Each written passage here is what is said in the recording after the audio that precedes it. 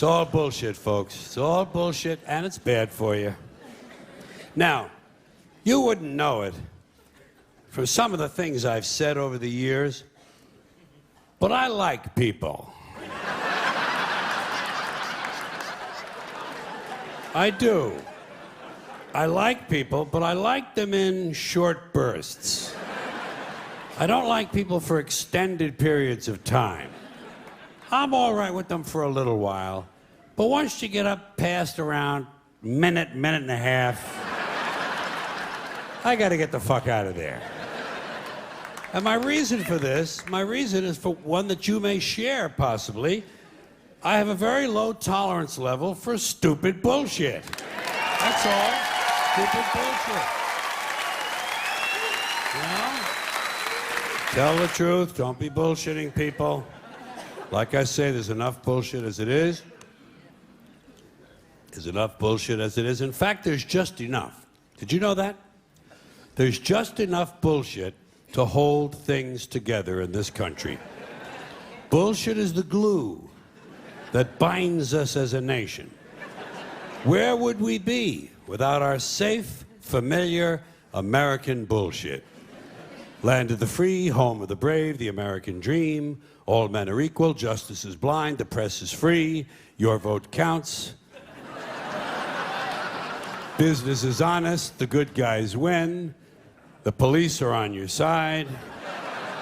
God is watching you. Your standard of living will never decline.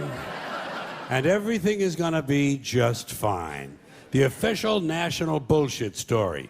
I call it the American okey doke.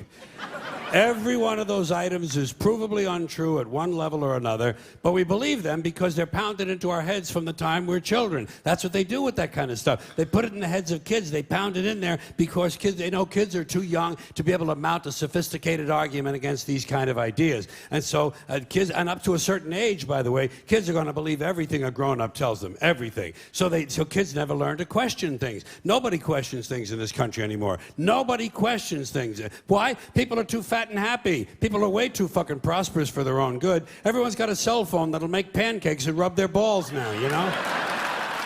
So nobody wants to rock the boat. And people just gizmo. Americans have been silenced, bought off and silenced by gizmos and toys. And as a result, no one's ever learned to question things. No one questions things in this country anymore. No one questions things. Now, okay. You remember Barbara Bush? I call her the silver douchebag. You remember her? Okay. Barbara Bush. She is the mother of Governor George Bush. I call him Governor Bush because that's the only elected office he ever held legally in our country, okay? George Bush, Governor Bush. Yeah.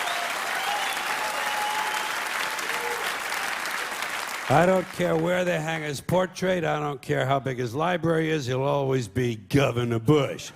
I don't even capitalize his name when I type it anymore. So she's the mother of Governor George Bush. She's also the wife of his father, George H.W. Bush, who did become president in the normal, legal, traditional manner. And when he did, she came along for the ride as First Lady. And that's been the tradition up till now. A man has been elected, and the woman has come along for the ride as the First Lady. And usually, as in American life in general, the woman is condescended to, patronized, given something to do to keep her busy. A lot of times they give her a charity or a cause, something she can champion. Betty Ford was told to drink. Remember that? Yeah. Yeah, that was Betty Ford's assignment. Betty, you get drunk and get totally fallen down, fucked up, shit-faced drunk, okay? You just get fucked up drunk, and we'll hose you down, baby. We'll hose you down. We'll put you in a facility, you'll get sober, and then we'll put your name in the facility. Liza Minnelli can get sober, and everything's gonna be okay, right? That was her assignment.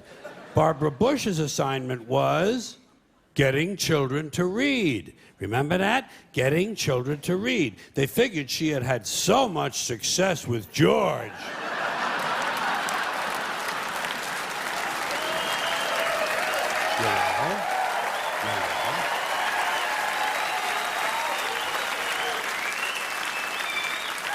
that she would be a natural to get children to read, which misses the point completely. Not important to get children to read. Children who want to read are going to read. Kids who want to learn to read are going to learn to read. Much more important to teach children to question what they read. Children should be taught to question everything they read, everything they hear.